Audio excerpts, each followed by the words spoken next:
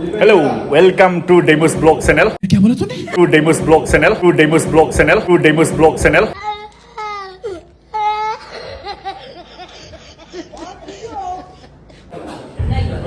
How?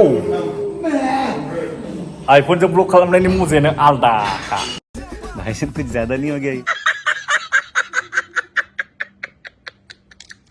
Hello everyone welcome back to my YouTube channel आप सभी को मेरा यूट्यूब चैनल स्वागत करता हूं दोस्तों लोगोफोर आं दा माने जिमाव फैदों आरो ना जायफोर जिमनि भिडिअ नायनो इन्टारेस्टेड नोंथांमोनाल' नायब्लानो जाबाय दा आंना बहुत जा देरथ'वाखै दा आं माजबाताव दं आरो ना माजबाट स्मल सिटी माजबाट टाउनाव दङ ओमफ्राय टाइमा बिदिनो 6:30 जाबाय नायनो हागोन नोंथांमोना नै माजबातखौ माबायदि ओमफ्राय नैथिं थावदिफु दङ थावदिफुनि अपोजिट माने खाथियावनो आरो ना SBI नैबेहाय माने बिल्डिंआव स्टेट बेंक दङ ओमफ्राय दा बेहायनो जिमा दं आरो ना आं दा ओरै सिङाव हाबलांनोसै बेनिफ्राय बेहाय माने ATM दङ ओमफ्राय गोजौआव माने SBI बेंक दं आरो ना ओमफ्राय आं दा सिङाव हाबलांसै नोंथांमोना नायलांब्लानो जाबाय सोरबाफोर जिम लानो गोसो दंब्ला फैबानो जाबाय बेहाय माजबाट एरियानि एडमिसनफोरखौथ' आं सिगाङावबो भिडिअ बानायखांबाय ओमफ्राय दा आं सिंथिं हाबबोबाय आं दा ओरैहाय गाखोलांबाय कटपटिजों थांबाय बेनिफ्राय नोंथांमोना फार्स्ट फ्ल'राव मोनगोन SBI नै बिराद गिदिर माने आखरनि लिरनाय दङ ओमफ्राय ब्रान्च कड नैबे SBI कड माने 61416 माने SBI नि ब्रान्च कड आरोना सुइट कड बियो सुइट कड सोरबा इउटुबाव बाहायनोबा बाहायनो हागोन माजबाट एरियानि मानसिफ्रा ओमफ्राय दा आं सिङाव हाबलांनोसै नै दामा बुरजा सोंनाय दङ आं दा सिङाव हाबबोबाय बेनिफ्राय हाबनाय लोगो लोगो नैबेहाय माने रिसेपसन मोनगोन आरोना नोंथांमोना बेहाय एडमिसन खालामनो हागोन ओमफ्राय सार दङ नैबे जोंनि जिम कच सार मोजां खबरा मोजां माने बर'बो रोङो आरोना सारा एसे दाना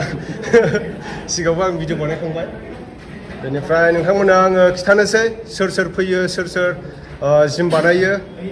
नैथिं दङ এইয়া মানে প্ৰেক্টিছ কৰি আছে জিম কিমান বছৰ হ'ল ইয়াতে মানে জিম কৰি থাকাটো 3 বছৰ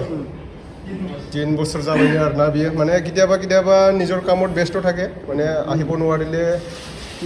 মিছ হয় আৰু মানে নহয় বডিটো কমি যায় সদায় কৰিব লাগে তেতিয়া মানে ফিট থাকে হয় না নহয় এডমিশ্যন বেলা অকণমান কৈ দিবি কেনেকুৱা এডমিশ্যনটো 15 যদি মানে মাজবাট এৰিয়াত মানে কোনোবাই জিম জইন কৰিব বিচাৰে তেখেতৰ কাৰণে কৈ দিবি অলপ এডমিশ্যনটো অফাৰ কি চলি আছে এতিয়া অফাৰ কৈ দি অফাৰ চলা নাই 1500 এডমিশ্যন আৰু মান্থলি ফিজ 1000 আৰু বেলেগ পেকেজ আছে পেকেজ ল'ব পাৰে পেকেজ ল'লে অলপ ডিছকাউণ্ট জিম কৰাটো মানুহৰ কাৰণে কি উন্নতি হয় মানে স্বাস্থ্যৰ কাৰণে ভাল বেমাৰ আজাৰ নহয় ফিটেড থাকে আৰু আজিকালি ফিটেড আৰু আপুনি কিহৰ কাৰণে লৈছে চলি পঠাব নেকি ফিটেড থাকিবৰ কাৰণে আৰু ফিটেড থকাটো বহুত ইম্পৰ্টেণ্ট আচ্ছা থেংক ইউ দেই ওমৰাই নিচিনাই নাগাৰ এফালেও আছে আমাৰ ব্ৰ কিমান বছৰ হ'ল মোৰ 1.5 বছৰ হ'ল 1.5 বছৰ না ভাল না ভাল ইয়াৰে ঘৰ মাজবাট ঘৰ 1.5 বছৰ হৈছে আৰু জিম কৰি থকাটো 1.5 বছৰ এতিয়া ক'তবা কি বডি বিল্ডাৰ ৰেছলিং খেলিব নেকি মই পাৱাৰ লিফটিং খেলিছোঁ কি খেলিছে পাৱাৰ লিফটিং এবাৰ district champion gold medal state champion gold medal আচ্ছা ক'ত কৰিছিলে এইটো শ্ব'টো তেজপুৰত কৰিছিলে আৰু ফিউচাৰত কি মানে শ্ব' কৰিব কিবা ইচ্ছা আছে নেকি কিবা ইচ্ছাটো আছে কিন্তু মিষ্টাৰ ইণ্ডিয়া কিবা কিবি নাই আগত ভবা নাই চাম আৰু কি হয় যিমান হয় মানে চেষ্টা কৰি থাকিম আৰু থেংক ইউ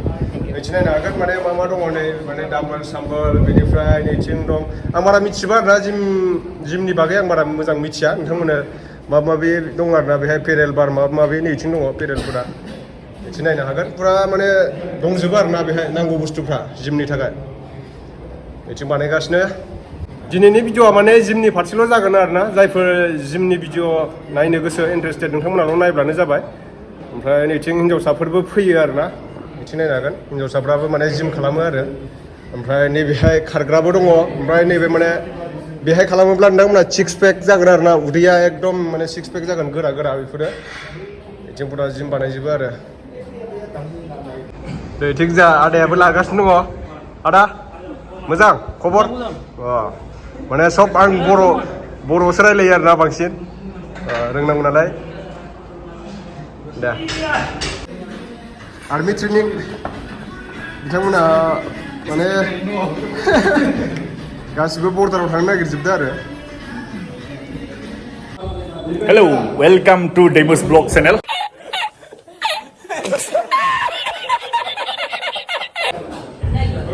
How?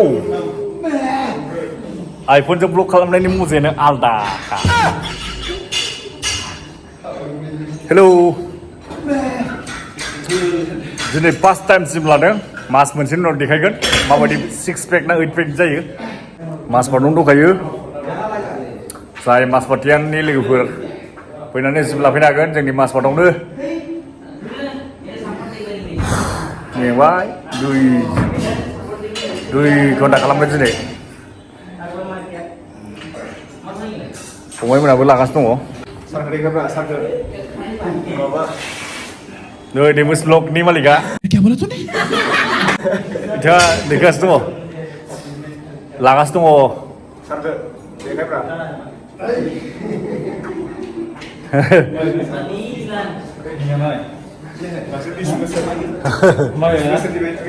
औ दासो लाइन फैदों दा साफा नुदों बेसेबां खारफै खै किल'मिटार खारफै बेयाव गोसोबायदि खारनानै